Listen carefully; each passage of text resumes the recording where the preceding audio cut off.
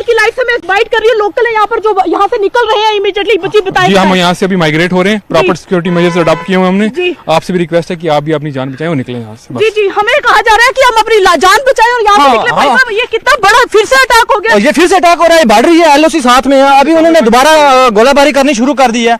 हम ये कहते हैं आप भी सेफ रहें, हमें भी सेफ रहने दें, लाइट में ज्यादा। जी जी, सिटी के पास 3 ड्रोन गिराए गए हैं, ये बड़ा अपडेट आप तक पहुंचा रहे हैं। एक के बाद एक इस तरीके की खबरें सामने आना ये इस तरफ इशारा करती है कि पाकिस्तान आखिर चाहता क्या है। 3 ड्रोन जम्मू यूनिवर्सिटी के पास गिराए गए हैं। हालांकि देखिए फिर हम कह रहे हैं कि लगातार यहां से भी जवाबी कार्रवाई की जा रही है, लेकिन पाकिस्तान के ये एक के बाद एक।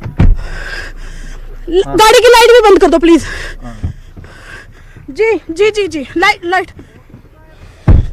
तो देखिए हमारी सहयोगी जो है वो ऐसे हालात में रिपोर्टिंग कर रही हैं और पल पल की अपडेट हम तक आप तक पहुंचा रही हैं कि वहां पर क्या चल रहा है, कैसी परिस्थितियां हैं। वो ट्रैवल भी कर रही हैं, अपने आप को उनको आप भी सेफ रहिए, अपने आप को भी सुरक्षित रखिए और साथ ही साथ वो खबर भी बता रही है कि कैसे वहां से लोगों का निकलना शुरू हो गया, क्योंकि लगातार शेलिंग हो रही है और लोगों को सेफ रखना बहुत जरूरी है, इसलिए वहां से लोगों को हटाया जा रहा है। लोग जा रहे हैं क्षेत्र को छोड़ करके और हमारी सहयोगी जो है वो लगातार अपडेट वहां से पहुंचा रही है। उनके पास हम जाएंगे, उनसे अपडेट भी हम लेते रहेंगे। लेकिन इस बीच पंजाब के अमृतसर में ब्लैकआउट हो गया, लगातार सायरन बज रहे हैं। जैसलमेर में लगातार सायरन बज रहे हैं। ड्रोन अटैक की खबर वहां से निकलकर सामने आ रही है। जम्मू यूनिवर्सिटी जो है उसके पास 3 ड्रोन गिराए गए हैं। ये कर्नल साहब एक चीज और है, ये केवल हमारे सैन्य ठिकानों को निशाना नहीं बना रहे, बल्कि आम लोगों को, आम नागरिकों को भी निशाना बनाने की कोशिश हो रही है। कैसे देख रहे हैं सर? देखिए आप बिल्कुल सही कह रहे हैं कि आप इसको जैसलमेर, जम्मू या पठानकोट मत समझिए, आप अपना ध्यान लाइन ऑफ कंट्रोल पे ले जाइए, जहां पिछले 15 दिनों से शदीद गोलाबारी चल रही है और कैजुअलिटीज हो रही हैं, लोग घर छोड़ के जा रहे हैं। आपने खुद अभी विजुअल्स दिखाए पुंछ के, तो ये चीज हम एक तरीके से वॉर में आ गए हैं। अभी इसके अंदर में कोई पीछे जाने का रास्ता नहीं है। पाकिस्तान ने आज के अटैक के बाद कह दिया है कि पाकिस्तान को हमारा चैलेंज मंजूर है, अब हमें आगे की कार्रवाई करनी पड़ेगी।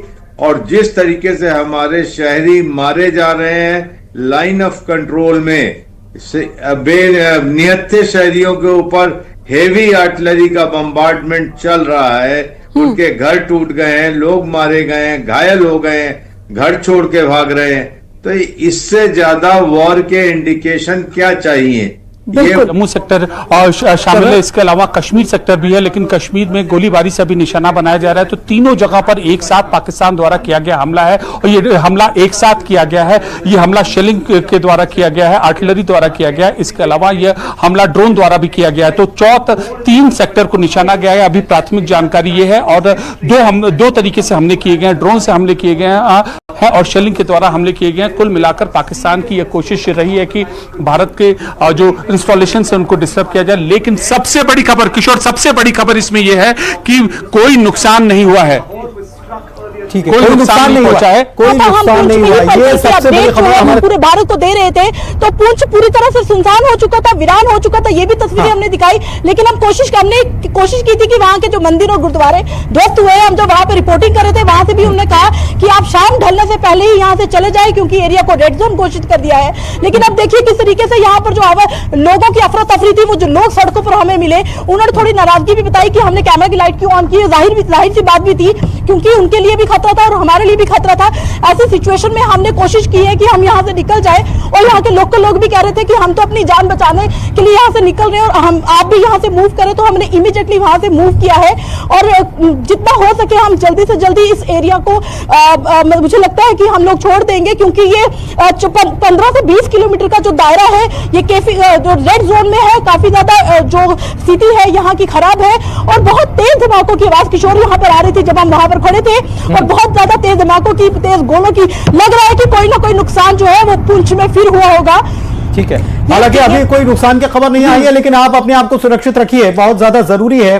और आप रिपोर्टिंग कर रही हैं, बहुत अच्छी बात है। ऐसे जगह पर रिपोर्टिंग करना पुनीत कितना मुश्किल होता है जब आप हर वक्त डर के साए में हैं और आपको खबरें भी लोगों तक पहुंचानी है। और मैं इस वक्त एक चीज और मेजर साहब, मतलब मुझे ऐसा लग रहा है कि जो बॉर्डर के आसपास के इलाके हैं वहां पर जो लोग रहते हैं, अपनों को खोने का डर क्या होता है, मुझे लगता है कि उनसे बेहतर कोई नहीं समझ सकता, क्योंकि वो हर वक्त इस सिनारियों में, इस डर के साए में जीने के लिए मजबूर है। वहां की परिस्थितियों को आप थोड़ा सा समझाइएगा सर।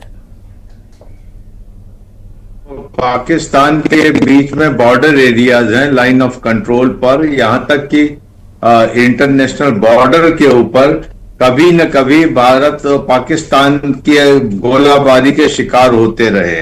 2021 के बाद थोड़ी सीज फायर थी, जिससे थोड़ा सा रेस्पाइट मिली।